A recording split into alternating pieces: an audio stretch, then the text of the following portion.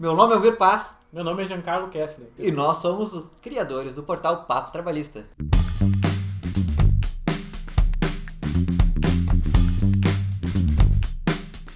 E hoje vamos inaugurar um quadro novo aqui no portal Papo Trabalhista. Notícias trabalhistas da semana. Vai ser esse daí o nome? E agora, pois é, a outra ideia era Papo Trabalhista News, né? Deixa nos comentários se tu tem a sugestão de algum nome melhor aqui. Hashtag Papo Trabalhista News ou hashtag Notícias Trabalhistas da Semana. Ou, né, se você tem um pouco mais de criatividade do que a gente, dê essa sugestão. Isso aí, nos ajude.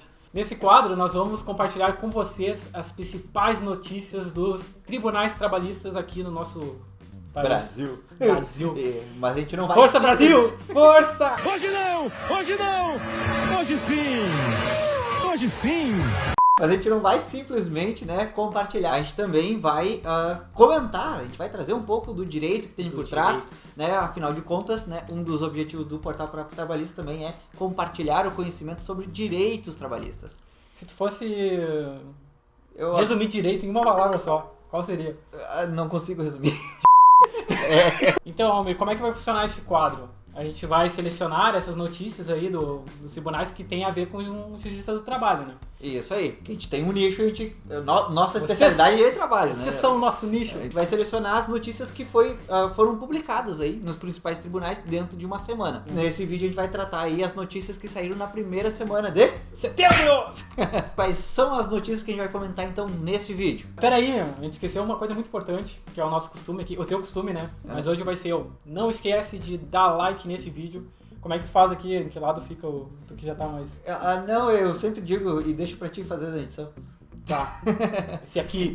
Acho que vai ser aqui. Vai ser aqui. Não, no meio ali, eu vou botar no meio. Isso. Deixa o like nesse vídeo, comenta o que tu achou das notícias, se tem alguma coisa interessante aí pra gente comentar. O que acrescenta, né? Pra gente poder também interagir nisso. Exatamente. E não se esquece de... Não se esquece de se inscrever também. Mas não só isso, né? A gente vai trazer muito conteúdo aqui de direito do trabalho. A gente vai comentar, vai falar sobre os direitos, trazer informações. Então, você também pode ajudar o canal e ajudar muitas outras pessoas compartilhando esse vídeo com aquele coleguinha, né? Ou com aquele amiguinho, né? Manda pra ele aquele que tu sabe que tá passando por alguma situação que a gente abordou aqui no vídeo. Vai lá e compartilha, ajuda todo mundo. E é de graça, né? Então não custa quase nada. Só um dedinho ali no compartilhar. Tá ficando bom isso aí. Pois é, né? Acho que eu tô descontraído, acho que tô indo. Agora sim, quais são as notícias desse vídeo?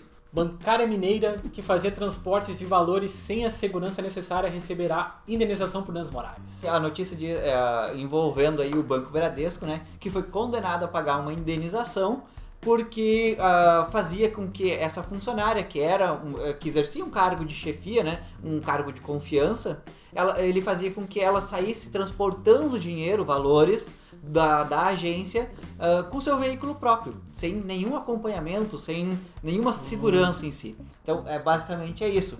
Porque o transporte de valores, principalmente saindo de uma agência bancária, acarreta um risco excessivo. Né? Não é eu saindo da minha casa, né, com uma mala de dinheiro, é ela saindo de dentro do banco com um malote de dinheiro cheio. Malote seria a mala cheia. Já é um estabelecimento visado para roubo, né? Então, E tem a informação do carro dela, porque tem carros que, se for um carro blindado. Pois então, a ideia toda aqui, né, por trás da notícia é que o carro dela era particular e provavelmente não era um carro blindado, não era, talvez fosse um Celtinha. Eu ia falar Celtinha. Não sei, Celtinha. talvez. São só suposições. São só suposições. São só hipóteses aqui, eu não condeno quem tem Celtinha, mas tem o Celtinha de 4 portas da moral. O Celtinha de 4 portas não é pra qualquer um. E aí o juiz até destacou, o banco não comprovou que adotava as medidas, inclusive, previstas em uma legislação, a Lei 7.102 de 83, que trabalha aí, que traz algumas disciplina, algumas regras aí de segurança para estabelecimentos bancários e para transporte de valores. Então, basicamente foi isso. A condenação foi comprovado que essa trabalhadora não tinha as medidas de segurança necessárias, né, para que ela pudesse se resguardar. Então, o banco assumiu esse risco e colocou, então, essa trabalhadora em risco.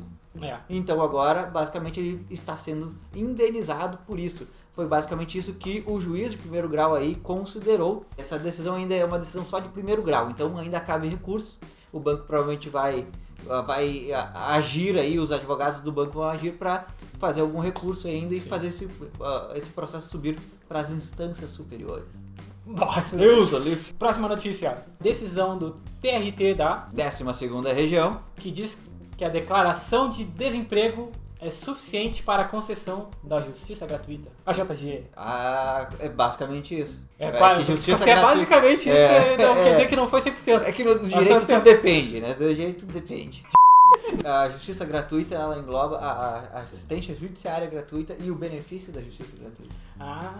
Bom, basicamente, né, a reforma trabalhista trouxe aí uma série de alterações aí para concessão desse benefício da justiça gratuita. O que seria o benefício da justiça gratuita? Quando um trabalhador ele entra com um processo, geralmente ele faz uma declaração de hipossuficiência ou de miserabilidade, né, como a gente diz no direito, que é declarando, dizendo basicamente que ele não tem condições de arcar com os custos processuais que são pagos pelas empresas, geralmente. Ou na justiça comum, aí, quem ajuiza uma ação geralmente tem que pagar também as custas. Mas dependendo se esse trabalhador preencher alguns requisitos, ele ganha esse benefício da justiça gratuita e ele fica isento, então, de pagar esses custos. Para ser concedida aí o benefício da justiça gratuita, o trabalhador tem que comprovar aí uma remuneração igual ou inferior a 40% do limite do teto do regime geral de previdência, né, do INSS. Então, no máximo, ele pode ganhar um valor igual ou inferior a 40% do benefício mais alto que o INSS paga. E aí, o que o tribunal diz? Que ele não precisa comprovar exatamente quanto que ele ganha. Se ele diz que está desempregado, então quer dizer que ele não tem essa renda. Se presume que não se tem essa renda total, então pode-se conceder, mesmo que ele não comprovou exatamente quanto que ele ganhava por mês, né? Porque por estar desempregado, necessariamente não quer dizer que ele não ganha nada. Vai saber qual foi as condições para ele ter que entrar, né, contra a empresa, alguma coisa assim, não consegue, né? Na verdade, a Justiça do Trabalho, antes da reforma trabalhista, bastava dizer que tu era pobre no sentido da lei, né, a declaração de hipossuficiência e de miserabilidade, tu fazia essa declaração e tu ganhava a JG, já direto. Não tinha... Assim que englobava, né? Isso, e aí tu não precisava pagar pelas custas do processo.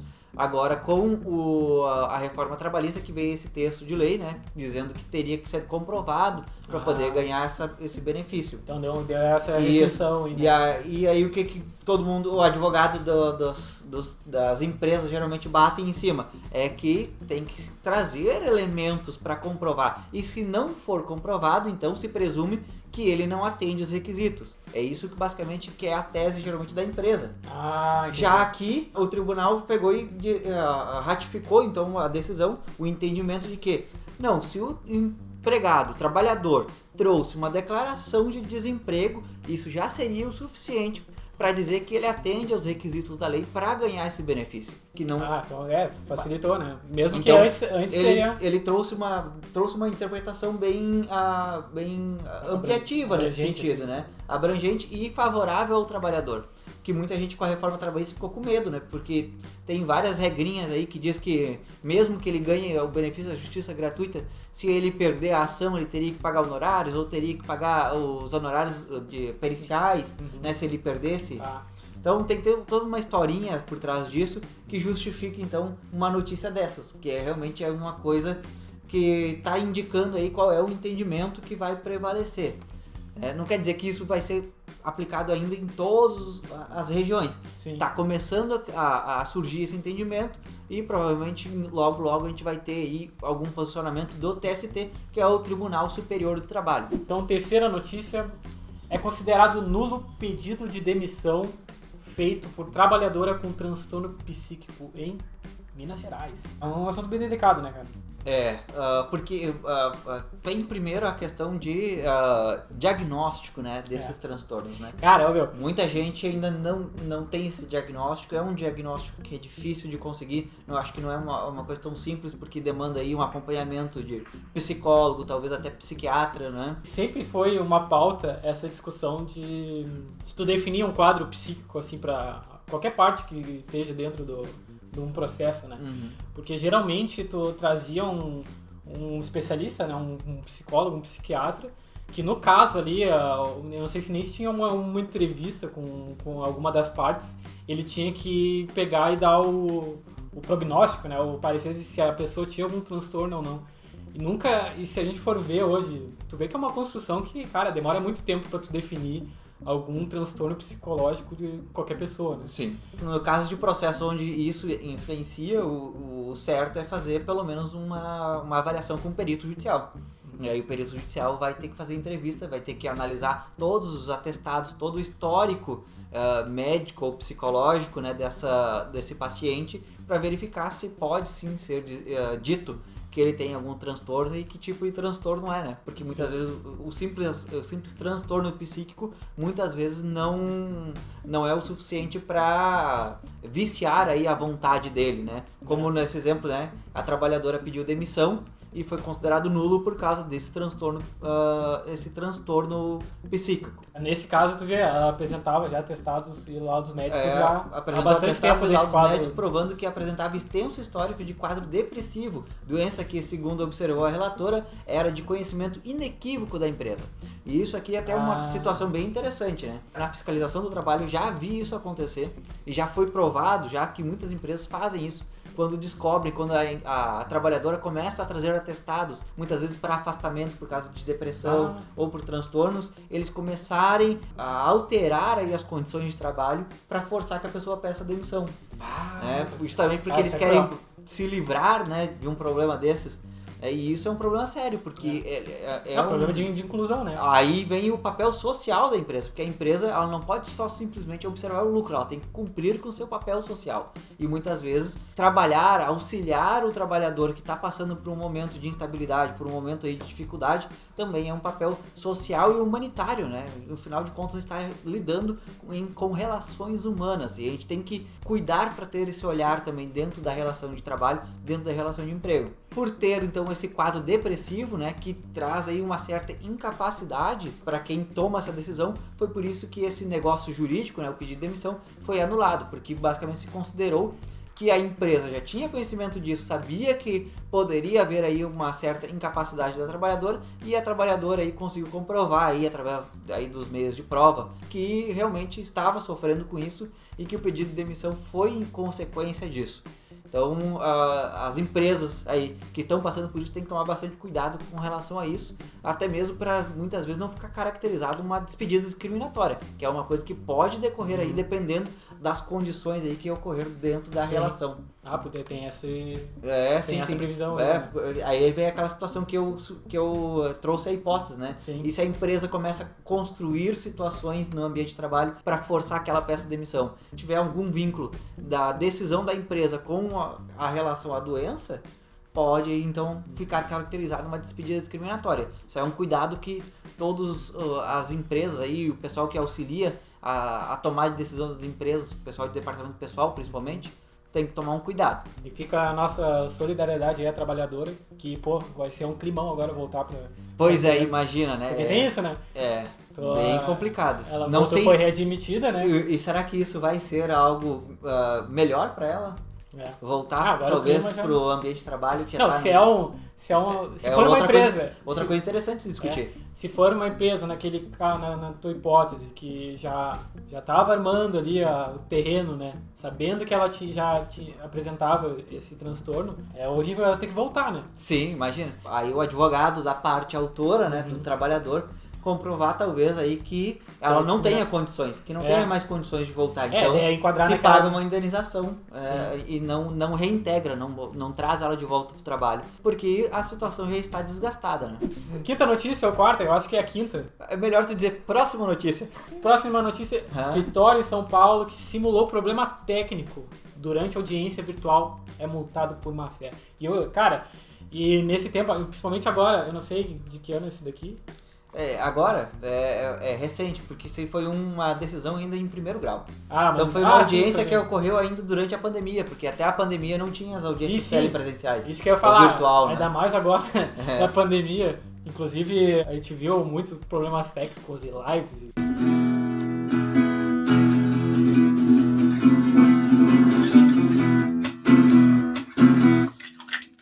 Mas isso não te dá o direito de usar como desculpa, hein? Tá Mas tudo essa certinho é a agora. questão. A notícia dá a entender que é isso, né? É. Deu um problema técnico e tu foi condenado a má fé. Imagina. Isso seria realmente algo muito fora do comum, né? Seria uma coisa até de falta de tato, né? Tu multar alguém porque a internet caiu, por exemplo. The internet!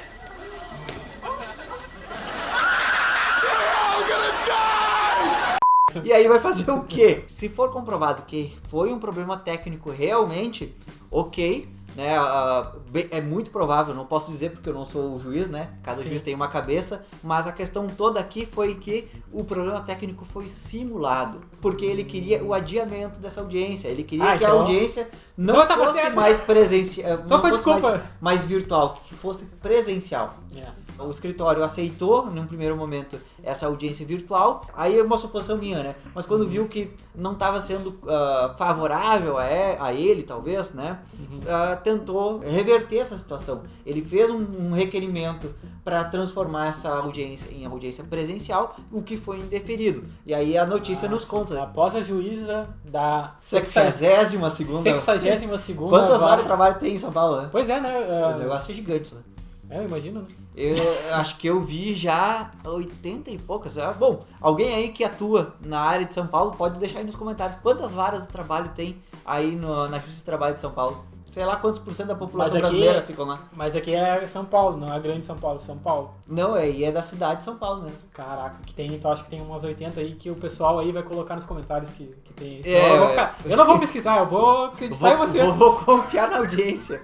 Nossa audiência não Nossa audiência é qualificada, não é? Nossa audiência não ia dar uma desculpa aí de problema técnico. Né? Pois Todo mundo aqui Então tá, após a juíza da 62ª Vara de Trabalho de São Paulo indeferir o requerimento do empregador para redesignar a audiência virtual para a forma presencial. Isso aqui até vou cortar, não tem nenhum regulamento assim, né? Essa questão de virtual para presencial. Agora, por causa da pandemia, vamos fazer... Por causa da pandemia, teve que se adaptar. Mas não tem nada assim que fala estado de calamidade, alguma coisa... Em razão do estado de calamidade pública, foi criado, então, um regulamento interno do Conselho Superior da Justiça do Trabalho, que estabeleceu aí as regras para se realizar, então, as audiências virtuais. E depois, cada tribunal de cada região também tem os seus regulamentos dentro das suas competências, que também regulam. Aí eu vejo que tem alguns que fazem audiência virtual pelo Zoom, outros pelo Webex também, acho que é uma plataforma que... e também pelo Google Meets também. O falecido Hangouts agora. Isso, usa o falecido Hangouts, né? Aqui já as Hangouts, agora Meets. A preposta começou a gesticular no vídeo e reclamar que não estava sendo ouvida. Começou aquela do túnel, foi do túnel. Olha, o marido, né, quando vai dar uma desculpa pra mulher, né? Onde é que tu tá, esse barulho? Não, amor, não tô escutando, o que tá acontecendo? Basicamente, a preposta tentou aplicar essa na juíza. No entanto, eu respondi as perguntas dizendo que conseguia ler os lábios da... A preposta qualificada. Claro, com certeza. Não, eu não digo... Fazer a leitura labial. Não, eu não digo que seja... que ninguém possa ler. A gente não pode dizer que a preposta talvez não soubesse, né? Fazer a leitura labial. Talvez soubesse. Eu ia falar... Se acontecesse com vocês não iam ficar um pouco desconfiados? Imagina, eu ia falar, não, sim, eu tô entendendo. Eu não tô escutando, mas tô respondendo.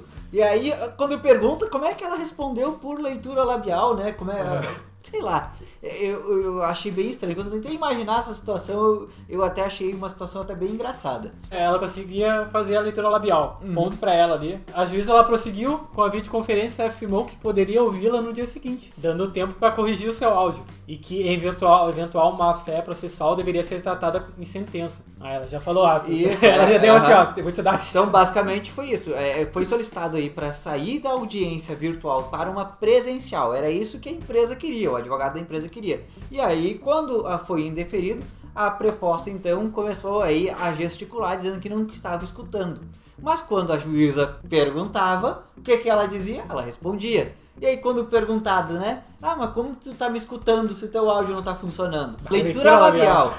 Começou por aí. E aí, o que a juíza? A juíza, com um bom senso, eu acredito que a juíza teve um bom senso nessa situação, ela disse, então, ok, vou te dar até amanhã para te corrigir, então, os problemas técnicos, e amanhã eu te ouço. Amanhã, então, a gente vai ouvir a preposta E aí o que aconteceu? Eles se negaram, porque eles queriam a audiência presencial. Foi o que eu entendi dessa notícia. Se não foi, e se o advogado talvez que está aí vinculado, né, nesse processo está nos ouvindo, pode mandar aí a tua resposta, que a gente vai ouvir aí e vamos colocar no próximo vídeo, talvez. E eu quero essas aulas. Próxima notícia, Jean. O empregado aqui, conterrâneo. Gaúcho. Que empregado do Rio Grande do Sul que sofria deboche, mano. E a gente sofre deboche aqui com a nossa... O nosso sotaque, nosso dialeto, né? Ele recebia deboches da chefia, mano, por ter depressão e que será por indenizado. isso vai ser indenizado. Mais uma situação aí, né? Acho que isso é uma questão até meio cultural do brasileiro, né? De não levar a sério, não considerar que questões psicológicas ou psíquicas sejam realmente uma doença que deva ser tratada e que deva ter uma certa atenção em si. Principalmente depressão. Aqui no Rio Grande do Sul, no interior, principalmente, se a pessoa diz que é meio depressiva, as pessoas dizem que falta é laço. Basicamente, se tu for no interior e os caras mais chucro, eles vão te dizer basicamente que é isso. Será que chucro é daqui, né? Chucro. Pois é, né? Será que chucro é alguma coisa do Rio Grande do Sul ou existe em outros estados? O que deve ser? Comente aí, por favor, gentileza. Um trabalhador que sofria, então, deboches do chefe por ter depressão deve ser indenizado em 5 mil reais por danos morais. Cara, 5 mil tá bom pra empresa, né, meu? 5 mil reais, né? Deboche, né? Será que 5 mil reais realmente indenizam um abalo psicológico? Essa é uma questão realmente bem discutida ainda na Justiça do Trabalho, né? O valor das indenizações. A decisão é da 6ª turma do Tribunal Regional da 4ª Região, então, Tribunal aqui do Rio Grande do Sul, e confirmando no aspecto a sentença do juiz da Vara de Trabalho de Farroupilha. Houve aumento em 2º grau, viu? O juiz de 1º grau tinha condenado a indenização de 1,5 mil, mais conhecido como R$ 1.500.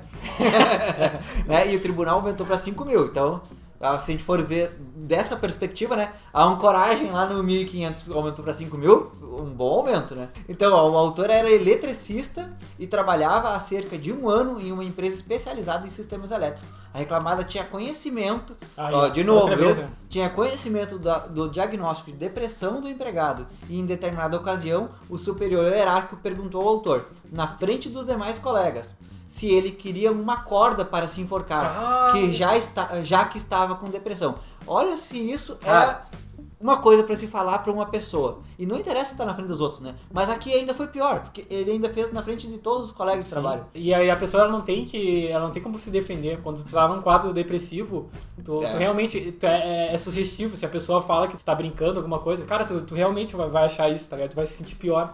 É uma doença silenciosa, inclusive, né? E aí as pessoas tendo ciência disso, não serem sensíveis, pelo menos, não respeitarem, pelo menos, na verdade é isso, é desprezível um ser humano que não respeite outro. Basicamente é isso que o direito do trabalho tenta trazer, né? Essa humanidade para dentro das relações de trabalho, mas aí quando acontece, a gente sabe de notícias como essa, realmente dá uma... Né, nos desestimula um pouco, né?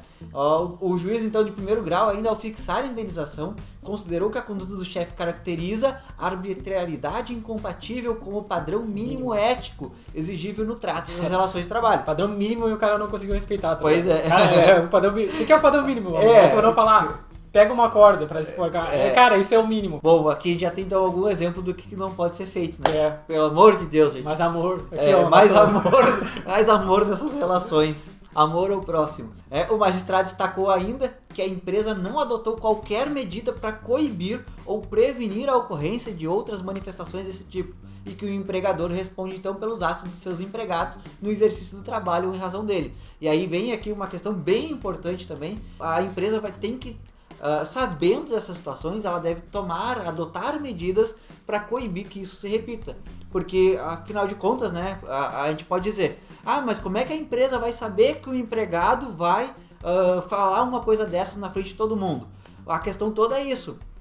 Acontecer uma vez, até pode acontecer, mas tudo que acontece dentro do ambiente laboral, aí, do ambiente de trabalho, a empresa vai ser responsabilizada e ela deve adotar então medidas para isso. Nessa situação, ela poderia inclusive aplicar penalidades para esse trabalhador, colocar ele talvez em cursos aí de assédio moral, ou reciclar aí algum curso de comportamento, né, de como tratar colegas de trabalho, ainda mais um cargo de chefia. Então, se aumenta então a responsabilidade, a empresa tem que ficar em cima observando essas condutas, justamente para evitar, de repente, aí, esse tipo de processo de condenação e prestar aí a solidariedade ao empregado que sofreu com essa frase, né, com esse foi uma infelicidade, comentário, né? com essa infelicidade. E por fim, sobre o bombeiro comunitário do município que receberá por horas de trabalho além do previsto. Bueno, então, essa notícia aí a gente pode estar achando meio estranho, né? Tá, mas por que ser condenado aí a receber horas extras é importante, né? É uma notícia que deve ganhar um destaque. O que muita gente não sabe é que a regulamentação da profissão nessa cidade dizia que o limite da jornada de trabalho desse bombeiro era de 36 horas. Tá. Né? E a gente está acostumado muito com a regra geral, né? Que a gente pode trabalhar 8 horas por dia e 44 horas semanais. É isso basicamente que está previsto lá no artigo 7º da Constituição Federal.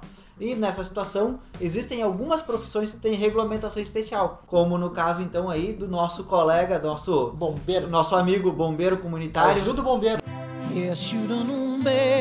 Do município de Carambeí, que tinha jornada de 36 horas, mas o município exigia aí uma jornada suplementar. É basicamente então o que a 7ª turma do Tribunal Superior do Trabalho, e aí é uma decisão do TST, né, acolheu então o recurso do bombeiro comunitário do município de Carambeí em pedido de pagamento de horas extras. O município sustentava que não havia previsão em lei municipal em relação ao limite da jornada, mas segundo o colegiado, a categoria é diferenciada e sua jornada não deve ultrapassar 36 horas semanais. Ele foi contratado em agosto de 2012 e informou que a partir de abril de 2015 passou a trabalhar então das 19 horas até as 7 horas do dia seguinte. Então, basicamente, aquela jornada Sem de intervalo. 12 horas e sem intervalo. Então, essa jornada, segundo ele, causou-lhe prejuízos físico, social e familiar. O bombeiro defendeu a aplicação, então, do artigo 5º da Lei 11.901 de 2009, que regulamenta a profissão de bombeiro civil, e pediu a condenação do município ao pagamento de horas extras a partir, então, da 8ª hora diária e 36ª hora semanal. Geralmente, os municípios dizem que cabe a eles fazer a regulamentação da jornada de seus trabalhadores, dos seus servidores, como no caso aí então do bombeiro. Só que o bombeiro, ele é uma profissão especial, regulamentada já, em âmbito federal. E aí existe também aí uma competência da União para legislar sobre profissões. Então tinha essa discussão, será que se aplica a lei federal ou se aplica a lei municipal? Provavelmente a lei municipal dizia que ele poderia fazer então essa jornada de 12 horas. Mas esse tem, né? No direito do trabalho tu tem aquele princípio da lei mais favorável, não é? Também tem, mas a questão aí é realmente de competência se o município Jamais... poderia. Né? Tá. Se o município poderia, então, legislar aí. Porque daí tem a lei, tem o princípio da especificidade da lei também.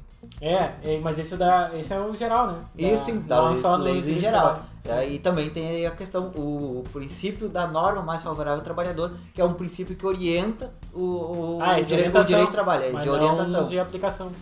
Basicamente também tem como aplicar, mas como tudo no direito, depende, né? Então... Bom, essas foram as principais notícias agora do início de setembro. E eu quero saber de você aí que está assistindo, se você gostou desse nosso novo quadro aqui. Foi muito... Cara, a gente vai fazer. Olha, a gente deu risada pra caramba aqui nos comentários. Não sei se tudo vai estar aí na edição. Não né? vai. Porque tem algumas coisas que a gente vai ter que cortar, né? Que tem algumas coisas que são impróprias para a publicação. E hoje as notícias da semana. Mais uma vez, não esquece de curtir aqui o nosso vídeo, se inscrever no nosso canal. Ativar as notificações para que seja notificado quando o próximo vídeo for ao ar e não perder o próximo episódio. E eu gosto quando tu fala pra ativar o sininho, que tu bota a mão lá em cima onde o sino não tá. Sempre do lado contrário, né? Eu vou botar o sininho aí, vai. E ativa o sininho. Então tá, gente, foi um prazer aqui estar conversando com vocês, passando essas notícias. E fica aí até a próxima aí. Valeu, Almir. Se o mundo não acabar, fica o convite pro próximo. Sempre isso. Muito obrigado. Um abraço, sucesso. Tchau. Roubei.